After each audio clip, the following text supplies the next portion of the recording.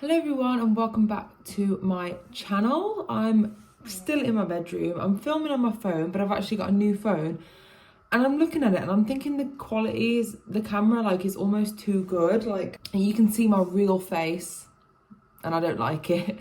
But anyway, welcome back to another top 10 songs video. I feel like I haven't done one of these in a while, but today I'm going to be talking about one of my favourite bands of all time, Porcupine Tree. I actually planned this video and wrote it all out and stuff a few weeks ago. I'm filming this on Friday the 5th of November, and this week we have had some Porcupine Tree big news. I'm sure you know if you're watching this video, but Porcupine Tree are back together. Well, three of them are anyway. Obviously, we've got Stephen Wilson, Gavin Harrison and Richard Barbieri are back together, releasing a new album coming next June, a tour, which I've got tickets for, by the way.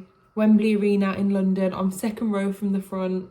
Is this a dream? This whole week has felt like a complete dream. And they also released a new song. It's called Harridan. It's not on this list, obviously, because I already planned this a few weeks ago. And I don't think I've had enough time with it for it to make it onto any sort of top 10 Porcupine Tree songs list. But I thought I would just give my opinion on Harridan anyway.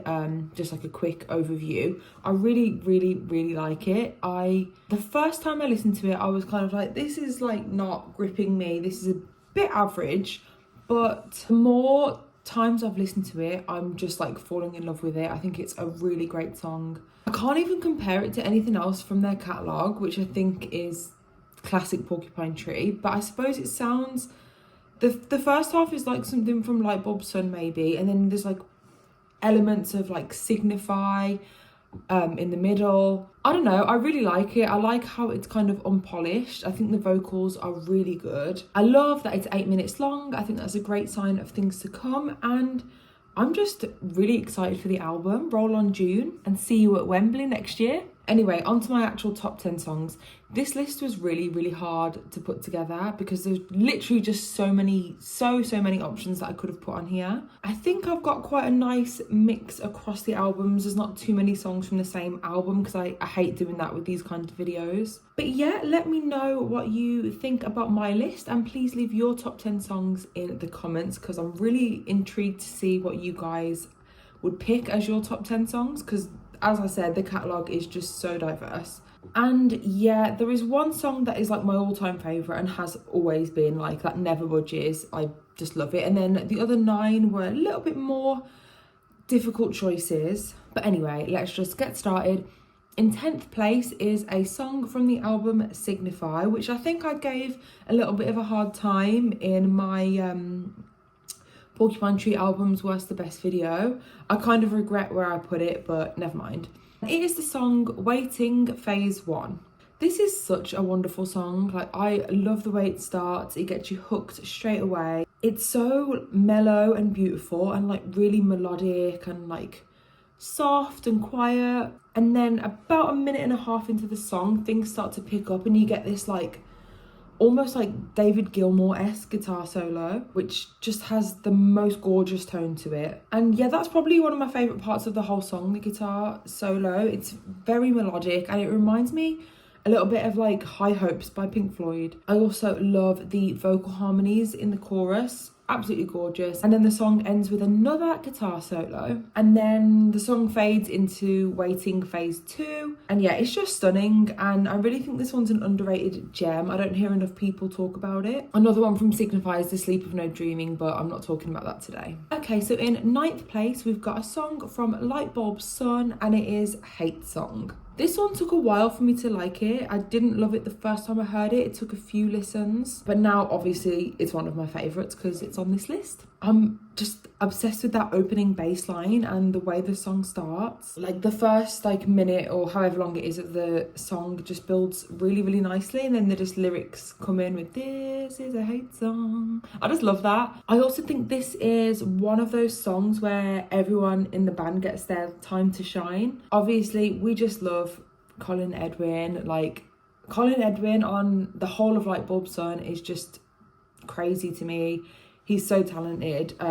Really devastated that he's not coming back for the reunion, but we move. I also love, like, it's like a mini guitar solo towards the end of this song. The song's 8 minutes, so I can't remember exactly. I think it's like 5.5 minutes in, but there's like a mini little guitar solo, and I think it's some of like Stephen's best playing. I really love that guitar solo, and I also love the vocals in the "Yes, I'm hearing voices too." That's like one of my favorite bits of the song. I don't know, just like those like strained vocals. I don't know if that's the right word, but yeah, just love those. Yeah, it takes you on such a journey. Like, I really love the ebbs and flows, and yeah, it's just a great song. Next up in 8th place is the opening track from In Absentia, Blackest Eyes. This is a song that I literally don't know how anyone couldn't like. Like, how could you not like this song? That opening riff is just a joke. I still can't get over it. And then it's such a contrast, like the opening riff and then how like soft and quiet the verses are, I guess. Stephen's voice is actually really soothing, even though he's speaking about like a really dark and morbid subject. And this is one of those songs that as soon as I finish listening to it, like, I just want to put it straight back on and listen again. It's very, very addictive, and it's an amazing album opener. I think it might be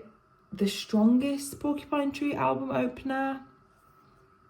Let me know what you guys think on that. Like Bob's Son is great, Even Less is also great, but I just think Blackest Eyes might be the strongest Porcupine Tree opener. So in 7th place, we have got a song from Deadwing, and it is Glass Arm Shattering. Again, I think I was a bit late on the Deadwing hype. If you go and watch my Porcupine Tree Worst to Best Albums video, it's ranked too low.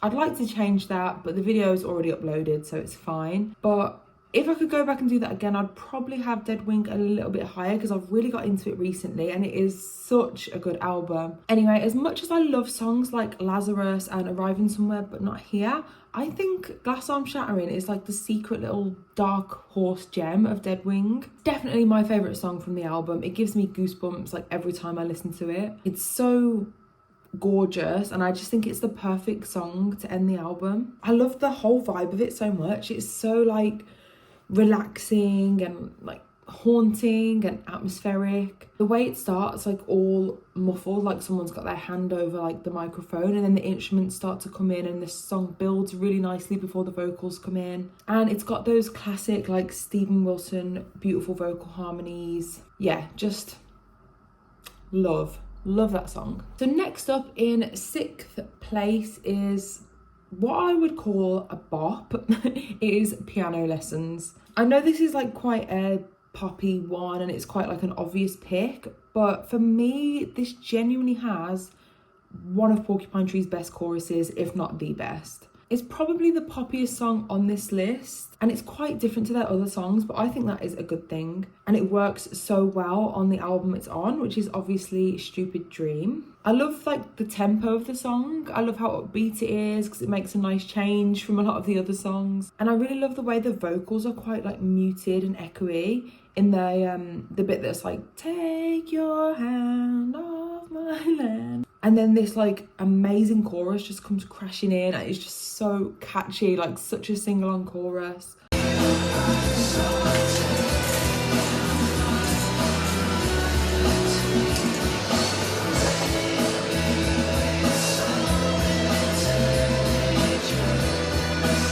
Again, this song is just so addictive for me. Like I can listen to it on repeat like all day and never get bored of it. It's so unbelievably catchy, and I also really enjoy the lyrics to this song. I love how like cynical they are, I suppose. Obviously that's pretty much Stephen's like forte when it comes to songwriting, but as someone who grew up playing the violin, some of it just resonates with me, and yeah, just a truly great song. So in 5th place, we have got The Sky Moves Sideways Phase 1. What a stunning piece of work this song is. It's obviously, I think it's nearly 19 minutes long, so a true prog rock epic, and it is just absolutely stunning from start to finish. It's very space rocky, very psychedelic. I guess it just kind of, that was the theme of those early Porcupine Tree albums. But it's just relaxing, soothing, beautiful. It's It's one of those songs that like really evokes emotion from you when you listen to it. I know it's like really cheesy, but it's just one of those where you want to listen to in like a dark room, just like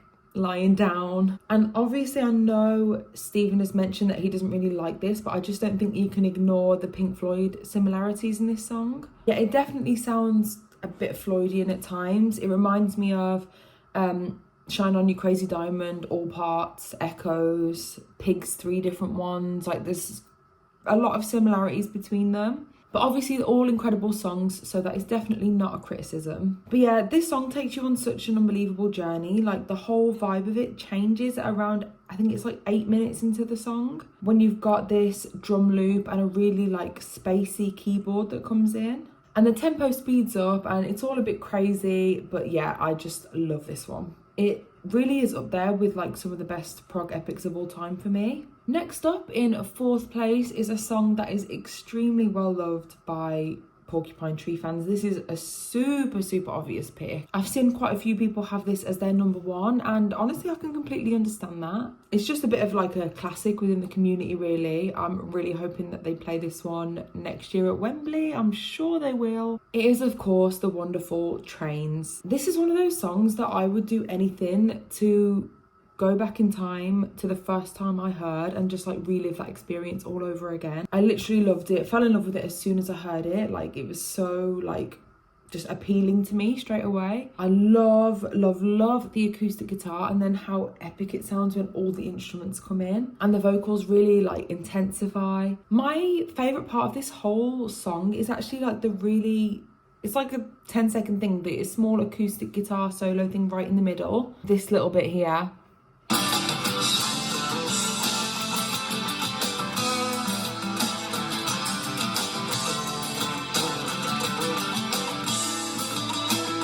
It just makes me smile so much whenever I hear it, and then it goes into the when I hear the engine fast, I'm kissing you wide part, which is literally just a dream, like just a dream. It's so stunning. So 3rd place is going to come as a shock to literally no one. If you watched my Porcupine Tree Worst to Best Albums video, I literally lost my shit over this song, like, and I still haven't calmed down, to be honest.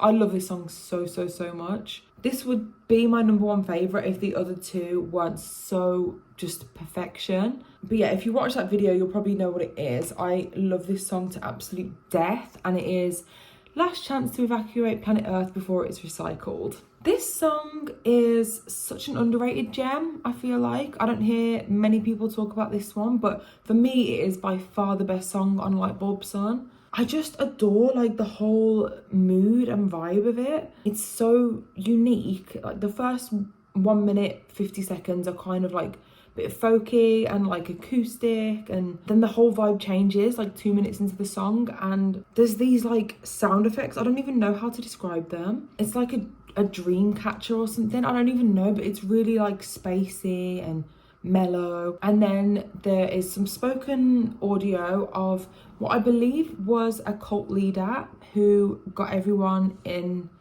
his cult to commit suicide by drinking poison, potentially. I can't remember exactly how it was, but anyway, he was the person who said it's our last chance to evacuate planet Earth before it's recycled. Classic Porcupine Tree, like writing a song about that. But yeah, this song is like heaven to me, and that is mainly because of the bass in the last 2 minutes. Like Colin Edmonds' bass is just, it's just unbelievable. Like it's so simple, but it just sounds so amazing. Absolutely steals the show and really makes this one of Porcupine Tree's best songs for me. So you may have noticed that I haven't spoken about any songs from Fear of a Blank Planet yet, even though it's my favourite Porcupine Tree album. Well, now is that time, and my second favourite Porcupine Tree song is The Epic from Fear of a Blank Planet, Anesthetise. I'm going to try really hard to keep this succinct and not ramble on about this one too much, because I've spoken about it in my favourite prog rock epics video, so go and check that out if you want more detail of me talking about it. I could literally talk about this one for hours. It is like firmly part of my morning routine. When I'm cycling to university or work or wherever I'm going, I'm always put this song on. It's 18 minutes of pure prog perfection. The way it transitions from section to section is just like so seamless, and there's some heavy parts and then there's like more mellow parts, some instrumental sections, and then vocals. And I'm just obsessed with the way that the guitar sounds in this exact part here.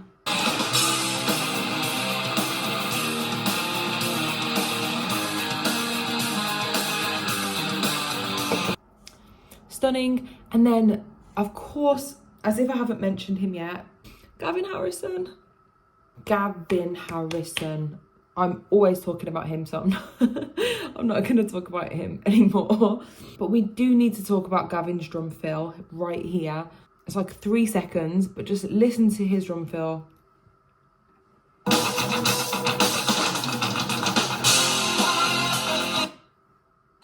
What? Okay, I'm going to play it one more time in case you missed it. Wow, amazing, gorgeous, beautiful. Talented, brilliant, incredible, amazing, show-stopping, spectacular, never the same, totally unique, completely not ever been done before. But my absolute favourite part of this song, I think I've said that about every single part now, but my actual favourite part of the song is this little bit of a guitar solo at the end. I think it might be Alex Lifeson playing this. I'm not 100% sure, but whoever it is, it's gorgeous. This bit right here.